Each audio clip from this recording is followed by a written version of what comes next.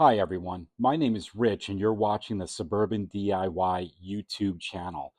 We have these Hunter Douglas Duette Honeycomb blinds with the Easy Rise system. And the cord just broke, meaning the cord that lifts and lowers the blind just broke. This is called a tensioner, which attaches to the wall. You'll see the cord and it's got some play in it. You'll see though the cord actually broke. It just ripped from the top up here where it connects into the sprocket to raise and lower it. So unfortunately, Hunter Douglas doesn't make these style anymore. So we'll need to take this off and put a whole new tensioner on with a new rope. Let's get at it. This Hunter Douglas Duette Honeycomb blind sits on these 4 brackets. You'll see that I'm pushing in to release the bracket from the top, and I can curl a little bit the blind. As I move across, just be prepared that when you disengage the last one, it will want to come crashing down. So you take it, hold on to it, and you curl it, and you lift it off the bracket.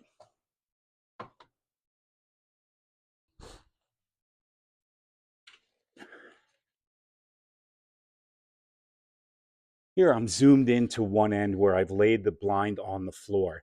This is an Easy Rise system. There are 2 screws on this end cap, and right behind it is where the cord pulley assembly is. You need to take that cap off.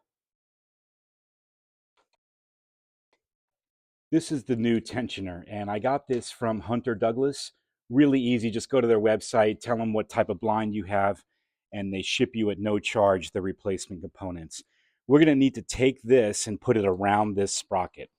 Inside this top bar is the rod and a clutch assembly and the spools that have 4 lines in this case for this blind, 4 lines that raise and lower it. In order to get to this spool to be able to spin on the rope without raising and lowering the blind, we need to remove the assembly on the end here, and it just pulls right out. Now I pull it off that clutch rod, and we need to get it around this sprocket on the inside, and you'll see that it spins. I want the top part here is going to be for my up, and that's going to be for my down, meaning both of these are going to be coming out this end right here. So I need to feed this line through this sprocket to get it around it. See if I can do this without making a mess.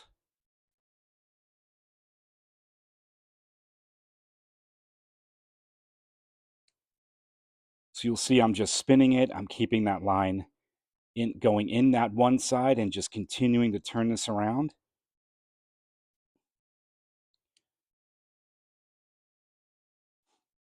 Until it feeds all the way through. Here you go. So now you'll see both ends. I've got it around it. This goes on the outside. Let's put it back in.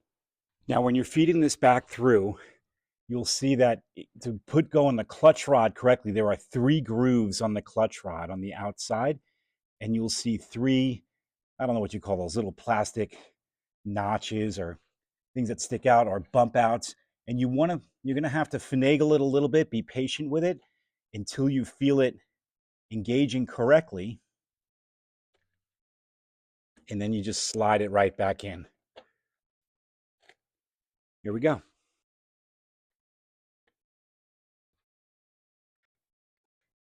All right, cap is back on. Got my line. We're ready now to rehang it, and then we will install the tensioner, this piece, to the wall because it's different from the other one that we have. To reinstall this blind again on these types of brackets, you want to do the exact opposite of from when you took it off.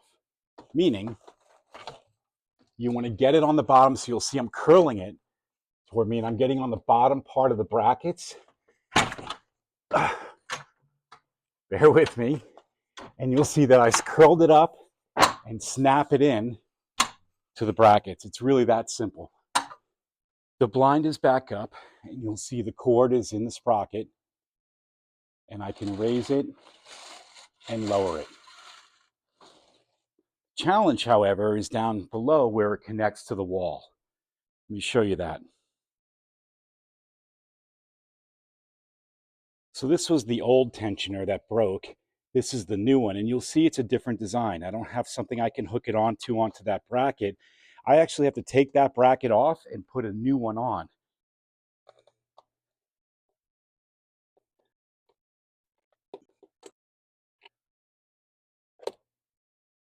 This style of tensioner is called a flush mount. And I imagine because it goes flush with the wall, it doesn't really stick out too far. However, when I putting this together and assembling it, I can't use those same holes that I had for the old broken one. I actually have to put 2 new holes in there, which is unfortunate, but nonetheless, this thing will be fixed. So let's do that. I made a pencil mark where I want to put the 2 new screws in, and I'm going to drill. It's kind of like a pre-drill, if you will, or maybe a pilot, but I want to make sure, like that one,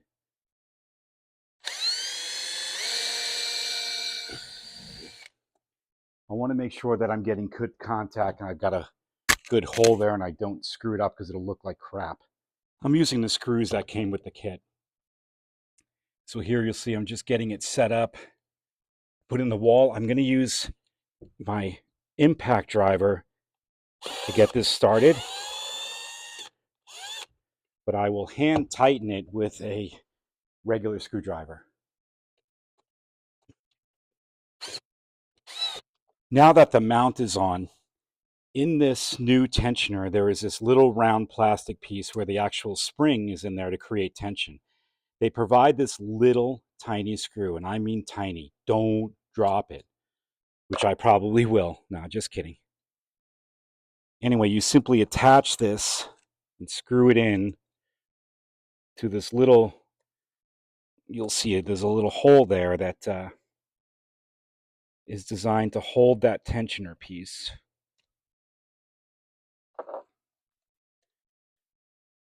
So there you'll see it being able to move up and down. And now I can raise and lower it. All right, that part is fixed.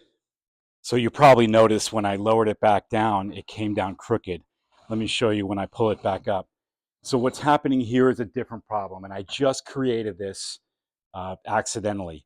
What's happening is that there are 4 lines that are connected to a spool and the clutch rod at the top. Each 4 of these lines work simultaneously to raise and lower it. Well, I broke a couple on the left side. And they're just not operational. I probably spun it, got it taut. I don't know what I did, but that's a whole nother subject, not for this video. But I do have a fair amount of videos out there right now that talks about how to fix this problem that is not raising and lowering together. Again, this video was all about just replacing that rise cord, which we did. If you'd like to see more DIY videos, check out the Fixing Cool Things playlist. Thanks for watching.